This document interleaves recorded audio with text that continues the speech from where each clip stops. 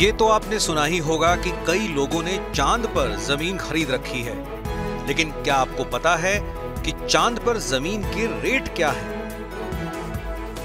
अगर हम आपको चांद पर जमीन के रेट बता देंगे तो शायद आपको यकीन नहीं होगा।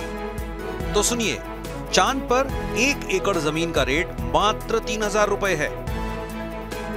अब आप सोच रहे होंगे कि यह जमीन आखिर इतनी सस्ती क्यों है, लेकिन पहले यह सुनिए। अक्सर ये बात सुनने को मिलती है कि अमुक आदमी ने चांद पर जमीन खरीदी है। कभी सुपरस्टार शाहरुख खान का नाम तो कभी सुशांत सिंह राजपूत का नाम चांद पर जमीन खरीदने वालों की लिस्ट में सुनने को मिलता है। सुशांत सिंह राजपूत ने साल 2018 में चांद पर जमीन खरीदी थी।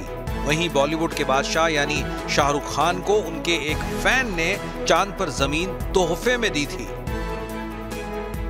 lunarregistry.com के अनुसार चांद पर 1 एकड़ जमीन की कीमत 37.50 अमेरिकी डॉलर यानी करीब 3112 रुपए 52 पैसे है।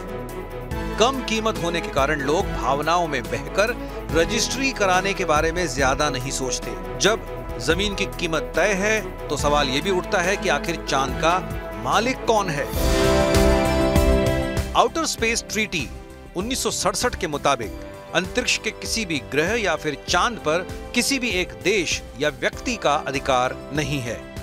चांद पर बेशक किसी भी देश का झंडा लगा हो, लेकिन चांद का मालिक कोई नहीं। रिपोर्ट के मुताबिक लूना सोसाइटी इंटरनेशनल और इंटरनेशनल ल्यूनर लैंड्स रजिस्ट्री ऐसी कंपनी है जो चांद पर जमीन बेचने का दावा करती है। इन कंपनियों के द्वारा 2002 में ही हैदराबाद के राजीव बागड़ी और 2006 में बेंगलुरु के ललित मेहता ने भी चांद पर प्लॉट खरीदा था। इन लोगों का मानना है कि चांद पर आज नहीं तो कल जीवन तो बसना ही है। सुशांत ने चांद पर जमीन इंटरनेशनल ल्यूनर लैंड्स रजिस्ट्री से खरीदी थी। उनकी ये जमीन चांद के सी ऑफ मस्कोवी में है। लेकिन चांद पर जमीन की बिक्री कानूनी है या गैर कानूनी, इस बारे में इंटरनेशनल संगठनों का मानना है कि चांद की जमीन पर कानूनी तौर पर किसी का मालिकाना हक नहीं माना जा सकता, क्योंकि पृथ्वी से बाहर की दुनिया पूरी मानव जाति की धरोहर है। इस पर किसी एक देश का कब्जा नहीं हो सकता।